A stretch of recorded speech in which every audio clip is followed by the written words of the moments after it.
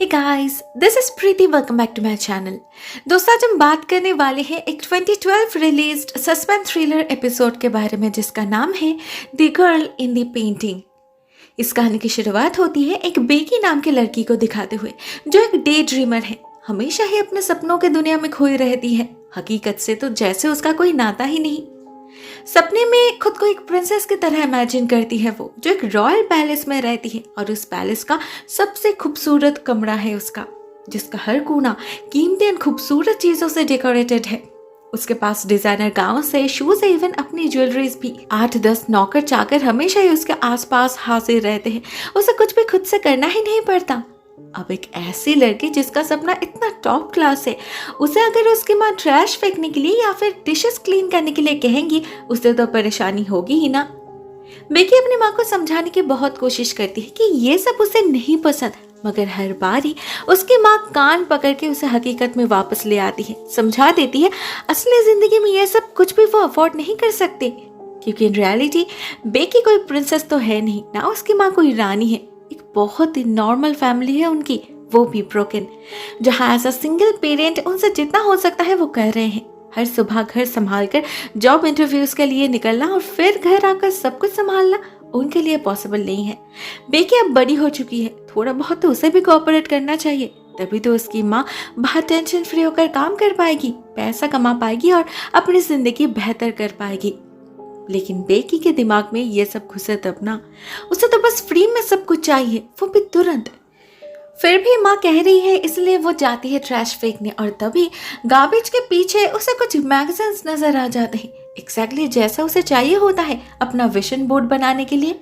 वो तो बहुत खुश हो जाती है, लेकिन तभी उसे आसपास कहीं से किसी के खुसफुसाने की आवाज सुनाई देने लगती है, ऐसे कोई बहुत सीक्रेट डिस्कशन चल रही हो, मगर कोई दिखाई क्यों नहीं दे रहा। बेकी जब यही सब सोच रही थी तो अचानक ही उसकी नजर पड़ती है एक ह्यूज पेंटिंग की तरफ, जो बहुत सारे बेंच के पीछे छुपा था। वो पेंटिंग इतनी खूबसूरत थी कि बेकी और खुद को रेसिस्ट नहीं कर पाती। उसे उठाकर घर ले आती है और कमरे में बेड के ठीक सामने हैंग कर देती है, जिससे हर वक्त उसकी नजर उस पर पड़ती रहे। ये पेंटिंग तो जैसे उसके लिए ही बनाया गया था, उसे और किसी विजन बोर्ड की जरूरत ही नहीं थी। इस फोटो में वो सब कुछ था जो उसे चाहिए था। बेकी तो बहुत ज्यादा खुश थी। पूरे दिन भर बार बार वो उस पेंटिंग को ही घूरती रहती है, मगर रात होती ही फिर से किसी के विस्परिंग से नींद टूट जाती है उसकी। पहले तो वो हैरान हो जाती है, मगर उसके बाद जैसे ही उसकी नजर उस पेंटिंग पर पड़ती है, उसका मूड अपने आप ही बेहतर हो जाता है। साथ में एक आइडिया भी आता है उसे, क्यों ना वो भी अपने कमरे को ठीक उस पेंटिंग की तरह अरेंज करे। हाँ, न्यू फर्नीचर्स शायद वो खरीद नहीं सकती, लेकिन प्लेसमेंट में थोड़ा बहुत चेंजेस तो वो कर ही सकती है ना। तुरंत ही काम पर भी लग जाती है बेकी।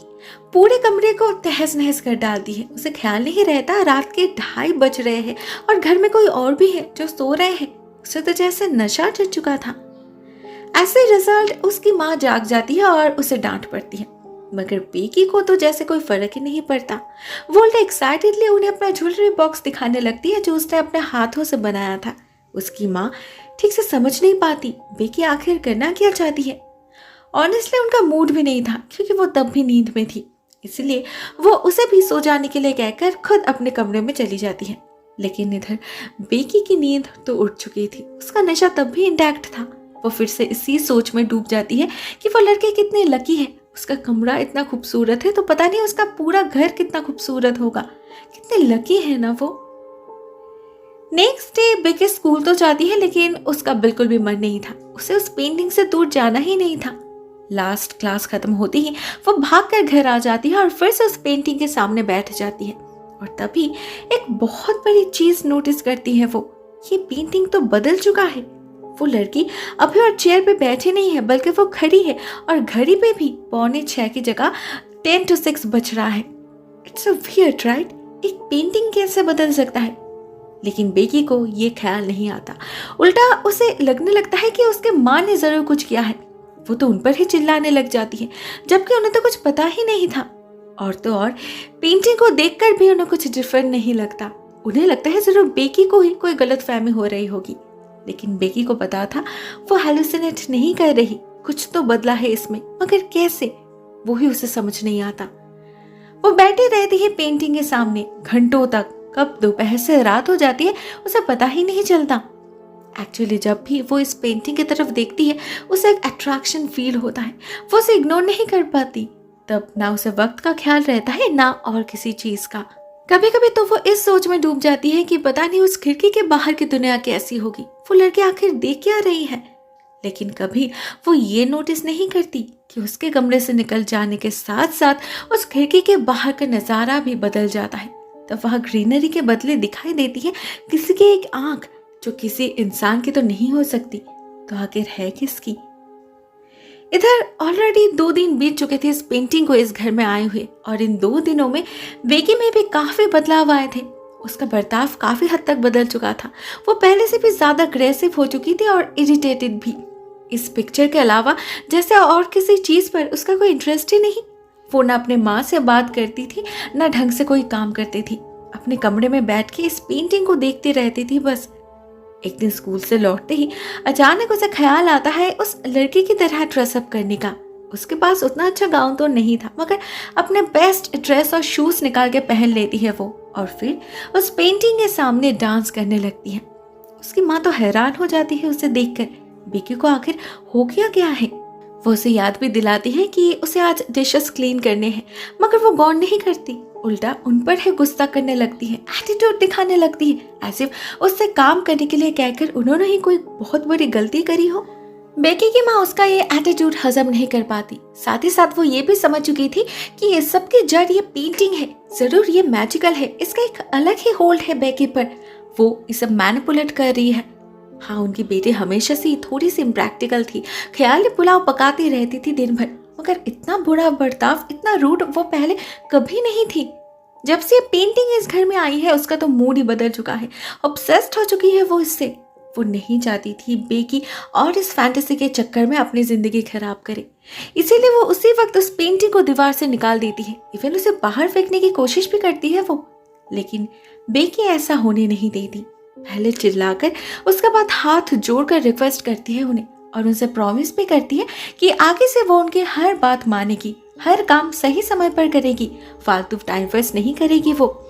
लेकिन क्या वो सच बोल रही थी? नहीं, ऑब्वियसली नहीं। वो तो बस अपने माँ को रोकना चाहती थी किसी तरह, क्योंकि किसी भी कीमत पर वो इस पेंटिंग को खुद से दूर करना अफोर्ड नहीं कर सकती। एक बार उसकी माँ शांत हो जाए फिर देखा जाएगा। ऑन द अदर हैंड, उसके माँ को लगता है बेकी शायद अपनी गलती समझ चुकी है, तो वो भी उस पेंटिंग को फिर से वहीं पर रख देती है। बेकी को हर्ट करना उनका इंटेंशन नहीं था। वो तो बस उसे रियलिटी का एहसास दिलाना चाहती थी, ये समझाना चाहती थी कि रियल वर्ल्ड में सरवाइव करना कितना मुश्किल है।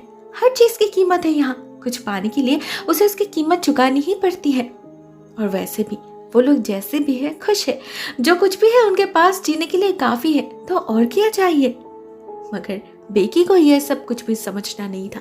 वो जैसे तैसे अपने माँ को शांत करती है, दिखावे के लिए कुछ काम करती है, अपना होमवर्क कंप्लीट करती है और फिर सो जाती है। मगर उस रात भी उसकी नींद पूरी नहीं होती। फिर से कोई खुसफुसाने लगता है उसके आसपास, कोई लड़की जो उसे ही बुला रही थी। उस आवाज से बेकी की नींद टूट जाती है और वो समझ पाती है ये आवाज तो उस पेंटिंग से आ रही है। उसे अपने पास बुला रही है वो लड़की।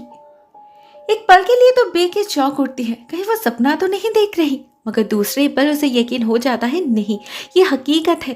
वो पेंटिंग सच में ही मैजिकल है। और फिर से उसका टाइम भी बदल चुका है। 6 बजने में बस 5 मिनट ही बाकी है अभी। वो आवाज बेकी से पूछती है क्या वो उससे मिलने आना चाहती है उसके दुनिया में, जिसके जवाब में बेकी हाँ कह देती है। तो वो लड़की उसे रास्ता भी बता देती है, जो था उसका क्लोसेट। बेकी अपने सारे ड्रेसेस के अंदर से आगे बढ़ने लगती है एंड सरप्राइजिंगली वहां तो कपड़ों की लाइन लग चुकी थी। उसे तो पता ही नहीं था उसके पास इतने सारे कपड़े हैं। वो उस लड़की की आवाज को फॉलो करते हुए आगे बढ़ती ही चली जाती है एंड फाइनली उसे अपने चारों तरफ बस रॉयल गाउन्स नजर आने लगते हैं, जैसे उसने उस पेंटिंग में देखा था। इससे बेकी समझ जाती है वो अपने डेस्टिनेशन तक पहुंच चुकी है। लेकिन फाइनल रो को पार करते ही एक झटका जरूर लगता है उसे। सब कुछ उसके सामने ही था, फिर भी उसे जैसे यकीन ही नहीं हो रहा था। ऊपर से उस लड़की को देखकर तो उसका होश ही उड़ जाता है।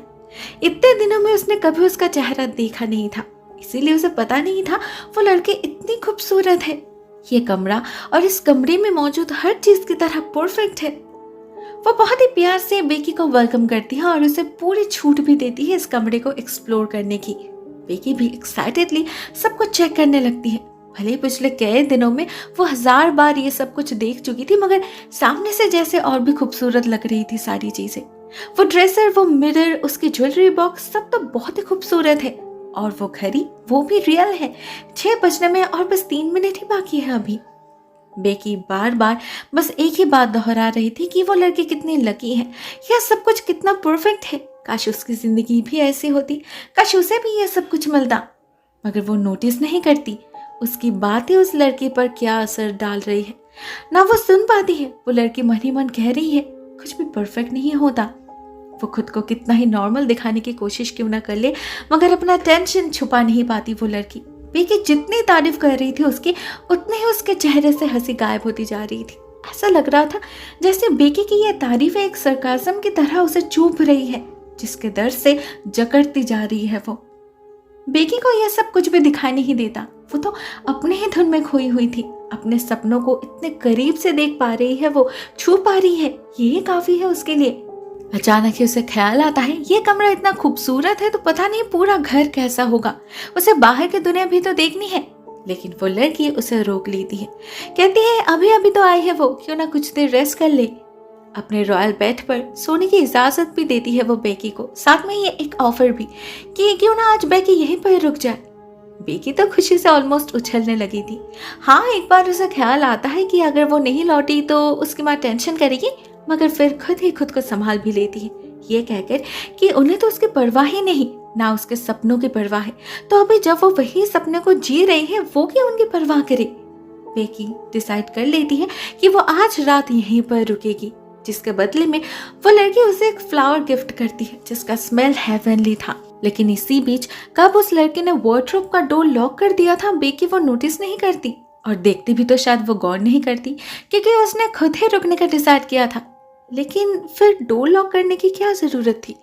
ऐसे में देखते ही देखते घड़ी में 6 बज जाता है और बजते ही हमें इसका जवाब भी पता चल जाता है। अचानक ही एक आवाज से पूरा कमरा कांप उठता है, जैसे भूकंप हो रहा हो, और वो रुकता नहीं, लगातार चलता ही रहता है, और इसका इफेक्ट भी उतना तेजी से बढ़ता ही जा रहा था। बेकी तो कुछ समझ ही नहीं पाती आखिर हो क्या रहा है। मगर सबसे अजीब बात यह थी कि उस लड़की के एक्सप्रेशन में कोई बदलाव नहीं था। वो बिल्कुल कैजुअली खड़ी थी वहां, ना कांप रही थी ना डर रही थी, जैसे उसे कुछ सुना ही नहीं दे रहा, ना कुछ फील हो रहा है। ऊपर से बेकी को ठीक इसी समय खिड़की के बाहर कुछ हिलते हुए नजर आता है, बहुत बड़ा कुछ, वो भी काले रंग का। और तभी उसे समझ आता है ये जो आवाज है वो सुन रही है वो कोई भूकंप नहीं है, बल्कि किसी के फुटस्टेप्स है, किसी बहुत बड़े जानवर की। ये भी वो लड़की देख नहीं पाई, ये कैसे हो सकता है, या फिर देखकर भी अनदेखा कर रही है वो। बेकी और खुद को संभाल नहीं पाती, डर और घबराहट में लिटरली पैनिक करने लग जाती है वो। उसे इसी वक्त यहाँ से निकलना था, अपने घर अपनी माँ के पास जाना था, मगर ये लड़के उसे जाने दे तब ना। दरवाजा तो वो बंद कर ही चुकी थी, अब खुद भी उसका रास्ता ब्लॉक करके खड़ी रहती है वो, और बेकी से कहती है वो जहाँ है वहीं पर खड़े रहने के लिए। इसके बाद एक बहुत ही अजीब काम करती है वो लड़की, एक टैसल को खींचती है जिससे उस कमरे का सीलिंग हटने लगता है, और वो एक कोने में खड़े एक अजीब से धुन में कुछ गाने लगती है। बेकी तब तक टेंशन में स्टंट हो चुकी थी, ये लड़की आखिर करना क्या चाहती है। अगले पल उसे इसका जवाब भी मिल जाता है, मगर तब तक कुछ सोचने समझने की हालत में नहीं बचती बेकी, क्योंकि तब तक एक मॉन्स्ट्रस जानवर का खाना बन चुकी थी वो। इसी को तो बुला रही थी वो लड़की, सीलिंग को हटाना और वो अजीब सी धुन इसी को बुलाने के लिए था। अब जब काम हो ही चुका था तो वो फिर से सीलिंग को बंद कर देती है, और ठीक तभी कमरे में एंटर करती है उस लड़के की माँ, जो उससे पूछती है क्या काम हो चुका है, उसने खाना खा लिया। फाइनली यहाँ पर पूरी बात समझ आती है हमें, जब वो लेडी अपने बेटे को कंसोल करने के लिए कहती है कि यही इस दुनिया का नियम है, अगर उन्हें जिंदा रहना है तो किसी ना किसी को तो खाना बनना ही पड़ेगा ना। हमें पता चलता है पेंटिंग के इस पार एक अलग ही दुनिया बसती है, जो उस पार से कई गुना सुंदर तो है मगर उतना ही खतरनाक भी। यहाँ वो सब कुछ है, बस खुशी नहीं है, सिक्योरिटी नहीं है, क्योंकि यहाँ हमेशा ही सबके ऊपर मौत का खतरा मंडराता रहता है। असल में इस दुनिया में एक मॉन्स्टर है जिसे वो लोग हरा नहीं सकते ना मार सकते हैं। बस एक ही इलाज है उनके पास, उसे खुश रखना, जिसके लिए उन्हें हर महीने खाना देना पड़ता है। एक जीता जागता इंसान। अब वो अपने दुनिया से किसी को खोना नहीं चाहते, इसीलिए इस पेंटिंग की मदद से दूसरे दुनिया के लोगों को बहलाकर फुसलाकर इस दुनिया में ले आते हैं और उस दानव को भेंट चढ़ाते हैं। ये उनकी मर्जी नहीं है, ना उन्हें ऐसा करने में खुशी मिलती है, ये तो मजबूरी है उनकी, स्पेशली इस लड़की की, क्योंकि ये काम मेरे लिए उसी का तो है। हर बार उसे ही अपने शिकार को ललचाना पड़ता है, इस दुनिया की खूबसूरती से उन्हें वश में करना पड़ता है। फिर जब सही वक्त आता है, उस जानवर के आने का समय होता है, वो अपने शिकार को अपने पास बुला लेती है अपने दुनिया में। उसे नहीं पता ये सब कब तक चलेगा, कब यह दहशत बंद होगा भी या नहीं, उसे कोई आइडिया नहीं।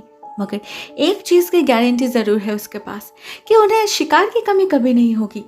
जैसे कि उसकी माँ उसे समझाती है कि ये एक जंग है, पेंटिंग के इस पार वर्सेस उस पार, this side versus that side.